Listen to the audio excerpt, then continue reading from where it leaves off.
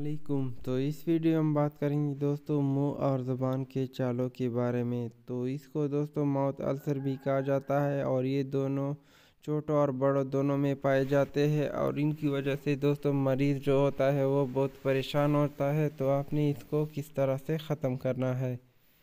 तो इनकी वजह से दोस्तों आपको खाना और पीने में बहुत मुश्किलात होती है।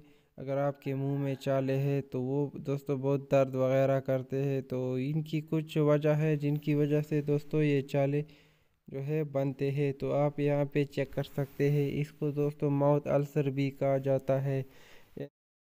माउथ में जो है वो ज़ख़म हो जाता है। तो आपने दोस्तों मार्केट से माइकोनाजोल यानी डेक्टारिन ओरल जेल जो है वो लेना है और इनको इस्तेमाल करना है। तो इनका इस्तेमाल ये है कि आपने 3 टाइम इसको लगाना है अपने मुंह के चालों पे। तो इसको लगाने के बाद आपके मुंह के चाले जो है वो बहुत जल्दी से ठीक हो जाएंगे। तो ये दोस्तों आप ज़बान पे भी लगा सकते हो।